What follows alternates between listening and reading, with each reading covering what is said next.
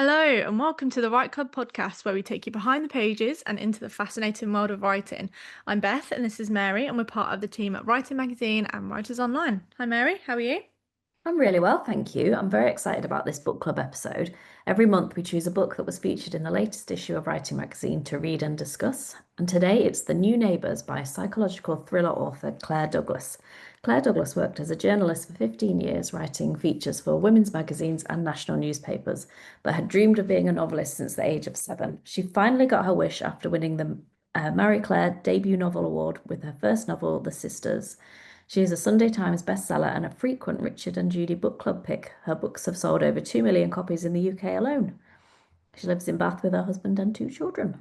Amazing, yeah. And the novel begins with someone accidentally eavesdropping on the people next door.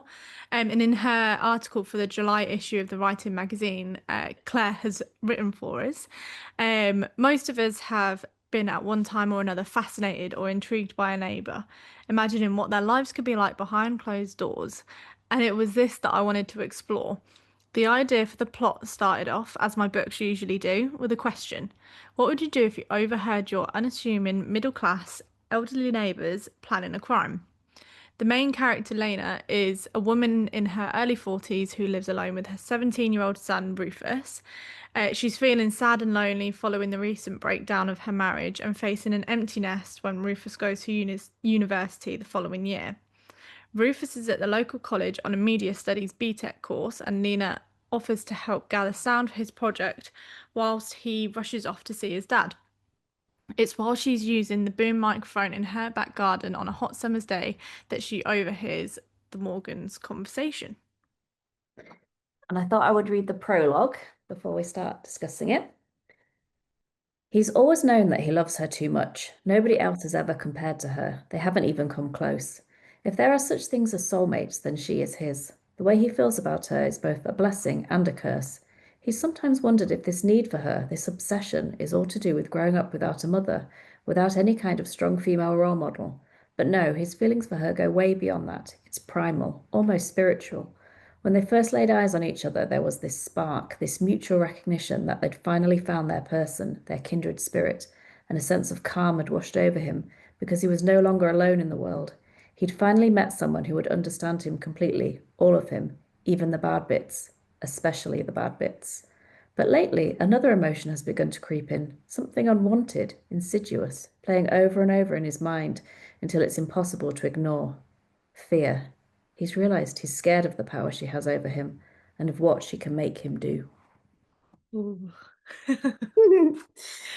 I forgot about that prologue actually. It's It's really, really, it all makes sense now, doesn't it? yeah, that's why I wanted to read it because I had forgotten as well that it started like that. Yeah. Yeah. Oh, So amazing. what did you think of the book, Beth? Would you recommend it? Yeah, I would actually. I found it, I really enjoyed reading it. I did find for me, I struggle reading in third person. So like I don't struggle in terms of I can't read it. I just find that I read it much slower because I have to try and understand and like get into somebody's mind. When it's in first person, I find it much easier to relate to the person and it's almost like there's a voice inside my head. But when it's in a narrator, I find it difficult. So it did take me quite a while to get through because half of it is in first person, half of it's in third person, and it kind of jumped forward and backwards quite a bit. And whenever it jumped back in time, I found it, I struggled to, I had to read the year a few times to be like, right, what time are we in? Like, but yeah, I really enjoyed it. And it had me on the edge of my seat quite a few times and kept me awake a few times.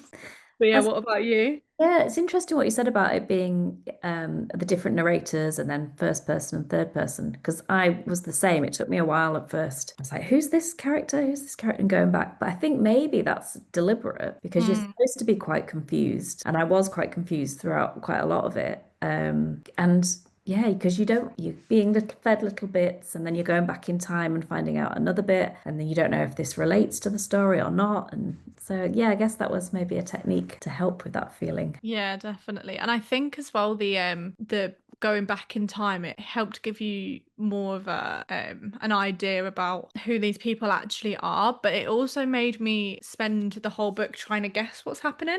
Yeah. Because to start off with, before we'd gone back in the time the first time, I was like, I really don't want them to be the ones who've kidnapped them. Like maybe it's also like there's going to be a massive plot twist and it's all going to be a big misunderstanding and they're going to be talking about something else. But then as soon as you start to learn more about their past, you're like, yeah, these people are messed up.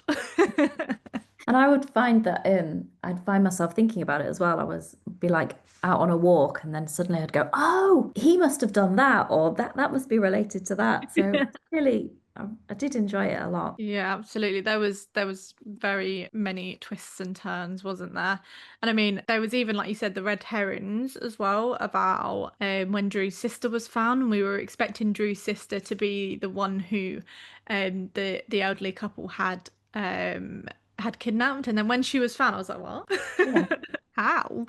And then So I kept thinking maybe that was relevant somehow and that was going to come back in, but I don't. yeah, I was waiting for it. Like, oh, maybe he has heard from her, like he's had an email or a text or something from her, but he's not actually seen her, so maybe she is missing. But no, when they found her, I was like, okay, I wasn't expecting that.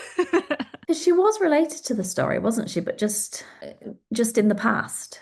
She, Yeah. yeah. So It was very very strange, but I found when I got to the end, and obviously Ruth's teacher was like, "Yep, it's fine. It's all going to be sorted. I'm calling the police. I'm going to go over there now." You kind of then have like a breath of fresh air, don't you? Like finally somebody is actually looking out for this woman instead of gaslighting her into believing that she's crazy, and then he just flips on her straight away. Like, and then there's another plot twist that he's actually their son, and it's I'm like, God damn it! When you first when you finally think that someone's going to give her like the benefit of the doubt and actually help her, he just goes over and ruins the whole thing all over again.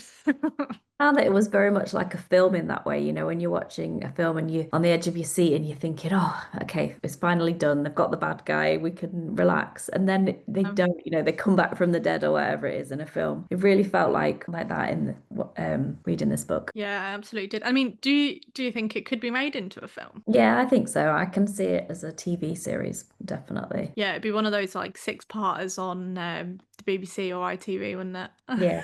It'd look really nice as well because it's set in Bristol, isn't it? Yeah. And I think in my head they were very nice houses that they were living in, which Yeah. is kind of part of the story, isn't it? That they're a nice middle class, well-to-do couple, and surely they haven't got a dark side and Yeah, happy. and especially because they're like of an older age as well. You wouldn't have ever thought that people in that age, you just assume that they're sweet, innocent old people, wouldn't you? That's how you picture. When I picture an elderly woman or an elderly couple, that's exactly what I picture. Yeah, and believe what they're telling you, that she's pushing this pram around with her grandson in. You're like, yeah, why would that not be the case? Yeah. I mean, there was that scene, wasn't there, towards the start where the dog started barking in the middle of the night, Yeah. and that absolutely scared the heebie-jeebies out of me. And I had to actually read the next couple of chapters to forget about it a little bit because I was Yeah. in bed reading it. I was like, I need to forget about that so that I can go to sleep. Otherwise, I'm gonna have nightmares. And my dogs actually did this thing the other week where they both started barking randomly whilst we were in bed, and it scared the life out of me. And I could hear a voice downstairs as well. And I was like, I woke my partner up. I was like, Ryan, there's somebody downstairs. He was like, no, there's not. I was like, the dogs are going crazy. There's somebody downstairs. And basically, what he'd done, because he has a walkie-talkie at work, he'd accidentally brought the walkie-talkie home with him, and it was running out of battery. And it kept saying, battery running low, please charge. And that's what Oh, it how kept playing scary. over and over again. Oh, And we let the dogs out and they both bolted it downstairs with their heckles up. And yeah, it really reminded me of that. And I just thought, oh, we that's my used to have worst nightmare. when the kids were little, they had like an electronic ride-along toy thing, and it had been left out in the rain, and then it brought it back inside, and then one night it just started going off by itself, but it was all sort of broken, and oh, it was horrible. It reminded me of that. Oh, yeah, I think that's why, like, because it's quite relatable, the book, isn't it? Because I always think, I mean, what do my neighbours do, like, in their spare time? And you don't know what goes on behind closed doors. So I found that I really related to it in that sense, Mm. which made it a bit easier to read for sure. I think especially now when a lot of us are working from home, Mm, often your neighbours are the people that you see the most, but you don't actually really know them. no, it's creepy, isn't it, when you think about They're very it? close to you. Yeah, absolutely. Yeah. And who was your favourite character? I really liked Lena. So Hmm. her story is written from first person, isn't it? So she's really the one that we're meant to associate with, I think, and see it from her perspective. And I thought Hmm. she was crafted really well, actually. I thought Yeah. she seemed like a real person for sure. Yeah, she did. She reminded me, I've been watching this series on is it Channel 4 called, oh my goodness, I can't remember what it's called. And it's about this street and they all seem really normal. And I kept, because I was reading the book at the same time I was watching this program, I kept getting the two mixed up because they were really similar stories. And this woman, she wanted to, I think no, it was called The Feud. This woman wanted to build an extension on her house. And the neighbours were like an elderly couple that were kicking off about it, and their son had died, and it was all very suspicious as to how he died, whether he'd just disappeared or whether they'd killed him. And they had a tree in the back garden that this old woman was obsessed with and would go out every morning, have a cup of tea with it, talk to it, cry. And then when they got their planning permission for this extension, she was like, they all kicked off because they would have had to dig up the tree. And they were like, no matter what's happening, you're not digging up this tree. And I always kept waiting for that to happen in the book because I was getting so confused. And then there was also a guy across the road who had CCTV across the whole street and he was watching the street. And it was like all of these people were really friendly with each other to each other's faces, but one guy was having an affair with the neighbor and nobody knew and everyone was best mates, but behind closed doors they were all like slagging each other off, they hated each other and they all had their own lives going on behind closed doors. Well, that's kind of similar to the book, isn't it? Because Yeah. you're not supposed to, as a neighbor, you're not supposed to know what conversations your neighbors are having. And then Mm. what happens in the book is that Lena is recording sound for her son's college course, and she picks up a conversation that can only really be that they're planning to do something illegal. Yeah. It's a Yeah, really good little bit of dialogue, actually, because it doesn't say anything, but it also says a can't be lot. ignored. Yeah. Yeah, definitely. And to be fair, my first initial thought when I heard that, what I'd put the like two and two together, and I thought, oh well, maybe they're talking about Lena for 1 minute, and then as the story started going on, I kind of forgot about that part, and I was like, no, they must be talking about somebody else, or they're trying to kidnap a baby. Yeah, I thought that. And then yeah, when it came and kind of did full circle, I was like, oh, that's what I thought right at the start. And I forgot about the fact that I thought that because there was Yeah. so much that had happened in between. Well, she leads you off in all these different directions, doesn't she? Yeah, absolutely. I mean, There's there always. was the woman in the cafe Mm, with the baby that she thought Lena thought was Marielle's, and is it Henry's, that was his name was, yeah. assumed that that was her daughter and their daughter and granddaughter, and she was just a random woman that they'd made friends with. And yeah, definitely flew around lots of different avenues, didn't it? Yeah. And there were lots of characters actually when you think about it. There was the ex-husband and the son Mm. and the son's friend and her best friend. She was a really good character. Like, Yeah, I was about gonna say actually I think she was probably one of my favorites because she just had such a level head and she just wanted the best, didn't she, for Lena to be like, just stay out of it. Like, I mean, her husband that then went round and installed that CCTV camera for her, I thought that was really nice because that is what you would do for a friend if they felt unsafe in their own house. they also, I think they didn't really believe her to start with as well. I think Mm. because of her situation that she's newly on her own, I think, and she's a bit bored and she hasn't got enough going on. I think everyone kind of thought, oh, she's put two and two together and come up with 100. And Yeah. but they did that really cleverly. And then, of course, then she doesn't know if she believes herself as well. So that, Yeah, yeah, absolutely. There was a lot of gaslighting going on there, wasn't there? Like, not trying to gaslight her, but they were just everyone was trying to reassure her that maybe you're being a little bit paranoid. Like, I'm sure everything's fine. They're just an elderly couple because elderly couples can't be criminals because they're elderly.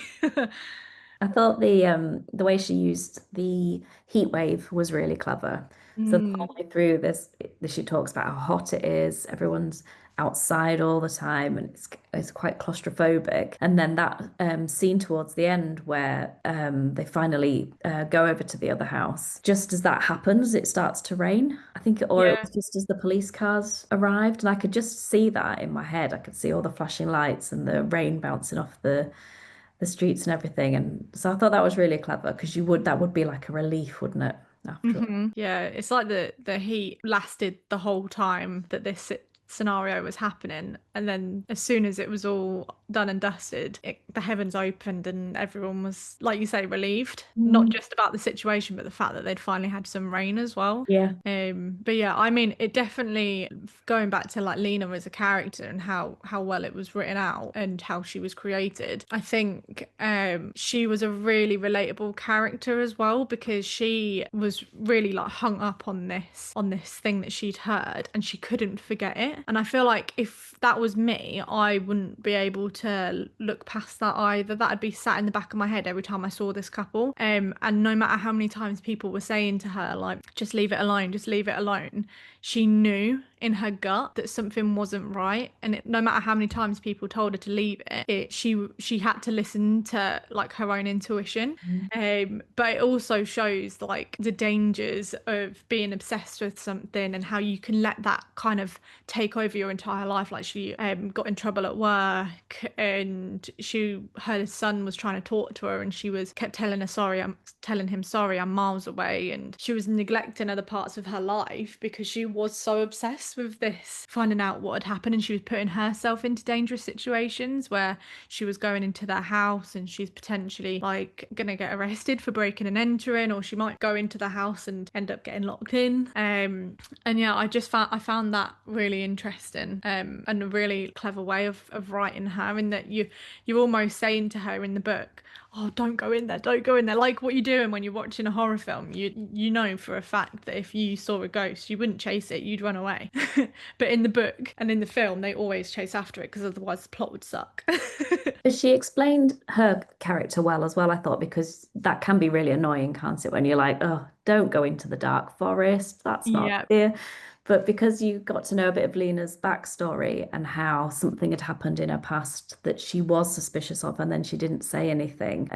I think she's always had that regret. And then it was quite interesting the way that she'd almost given up on herself and just she'd married this guy who was a wannabe rock star and had the child, and she sort of lost herself and put everything into them, which probably she probably did lose her intuition then and wasn't Mm. listening to herself. So the whole thing of this, there was like an underlayer of that as well, I thought, which was really clever. Yeah, definitely.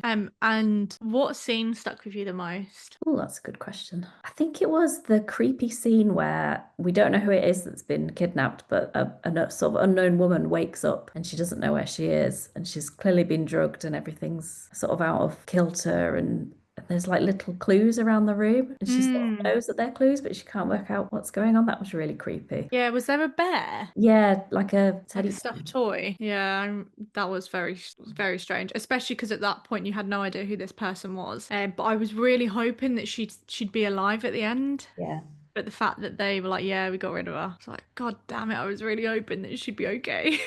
Oh yeah, yeah. That was kind of thrown away a little bit, wasn't it? Yeah, whatever. I don't know what they did with her, but yeah. Yeah, It I was think. clever the way they mentioned a lot of films. So for his film studies, he's studying a lot of films that are kind of about this sort of thing. Mm, Window and Disturbia, they're all about people being trapped in their houses and being suspicious of their neighbors. So that was almost like another, is it a red herring or a MacGuffin? I can't remember what you call that, where mm. you think, oh, well, it can't be that because it's so obvious because they've just pretty much told us it. But so that was clever as well. Yeah, that's so true. And I think that helped that from Ruth's character. I mean, I really, really loved him as a character because he just took the mick out of his mum, didn't he? When he found Yeah. out what was going on, he was just like, "Oh, have you been spying on him again? Like it's not one of the films that we've been watching. Like it's actually this. You can't. You just maybe you've watched too many films and it's getting into your head a little bit." I found him a really entertaining character. Yeah, it was good. Yeah, that paranoia and so that sort of paranoia stuff and then the heat wave and all of that stuff really building. It did really make you feel quite claustrophobic. And Yeah, there was a lot of tension throughout the whole thing, wasn't there? what about you? Was there a scene that struck you in particular? I think the one that stuck with me most was the one right at the start because I just wasn't expecting it, where with the dog barking, and I think that stuck with me the most because of the feelings that it gave me. Yeah. I've never felt fear from a book before. Oh, really? No, But never. And I read a lot of thriller and crime, but mine are more like the books that I tend to read are very much like mystery in terms of what's going to happen next, what's going to happen next. But I've never felt the tension from a book like I had with that scene. And it was almost like when you're watching a film and it actually like makes you jump. yeah. And I can't stand horror movies that make me jump because I'm just on edge the whole time. And I know that it's coming, but when it does come, you still jump. Well, I'm one of those people that if you open the door and someone stood behind it, I'll jump Oh, because yeah. I wasn't expecting somebody to be there. And yeah, I'm a very, very jumpy person. So yeah, to feel that kind of emotion from a book was new for me. And I didn't hate it. Were there any parts of the plot or aspects of the characters that you found frustrating? Um, yeah, I think there was a few moments where you knew what had been heard by the neighbours and you knew everything that Lena had seen, but when she was telling people, she just wasn't. Nobody believed her. I found that quite frustrating. And also from her job as well, where she was genuinely just trying to be a nice person, and she wasn't doing anything that I would have thought was really awful by helping this Drew guy. I found that quite frustrating that they couldn't see that she was just trying to be a nice person, and she obviously wanted more hours so that she could pay her mortgage because you didn't want her to lose her house. And they took that as, oh well, you're seeing a guy that comes into the citizens advice place and you're helping him as a friend. That's not okay. Yeah. I just found that really, really frustrating as well because she clearly says a lot about her character, and the fact that people were seeing that as a negative, that really annoyed Yeah, me. well, I guess she doesn't really have many boundaries, and that's sort Mm, of the point of the plot. And actually, that turns out to be a good thing because she was right to mm, not just ignore her neighbours. Yeah. yeah, definitely. I found it a little bit frustrating how we were constantly being reminded of what was happening, Hmm. which I find sometimes, which is what made me think that it was like a TV program. Because sometimes they're like, before the break, we found out this, and last Yeah. time we found this, and I was a bit like, I'm reading it really fast. I know what's happening. Yeah, you don't always need to be reminded. I did think actually it probably could have been 100 pages shorter from like in that aspect. But there was something about the length of it that did keep you going. I mean, I read it fairly quickly considering half of it was in third person and I struggle reading that. But yeah, it could have definitely been a little bit shorter, I think. Yeah. I mean, the characters you disliked, they were characters that you were meant to dislike in this book. Obviously the usual Henry and Marielle were awful people. But I don't think, I mean, obviously like you said, you're meant to hate them, and you do. But for some reason, Henry, like you had a little bit of sympathy for him as well for What do you being think? kind I of. found him really cold, I think. I guess even though you found out a bit about his life when he was younger, there was Mhm. just something very almost mechanical about him. Yeah, I did find at part I was very like had mixed emotions with him.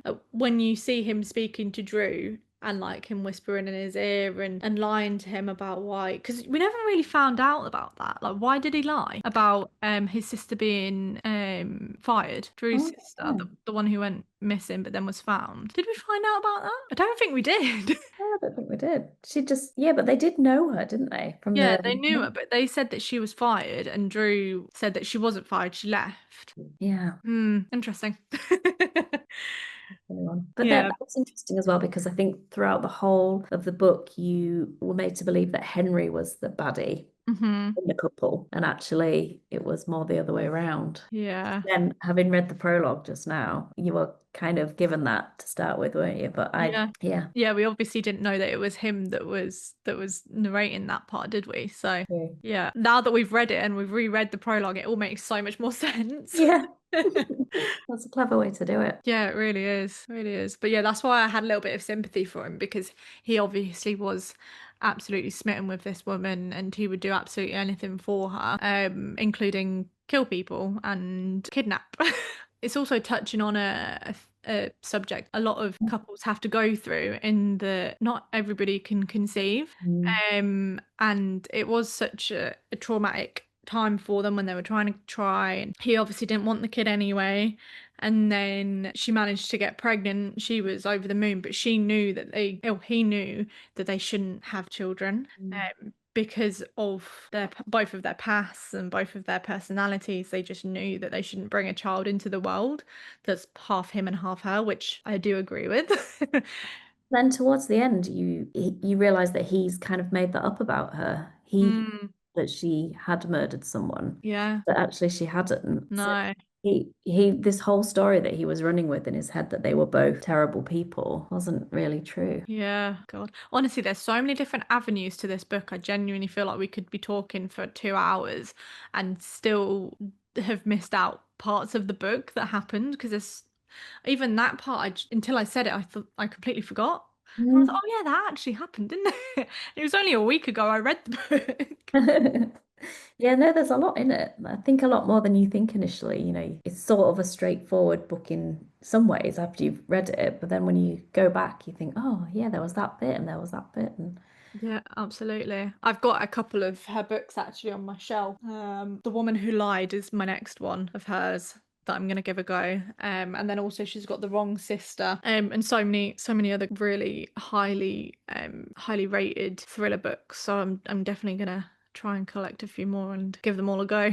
yeah, do you think most of her books are about families?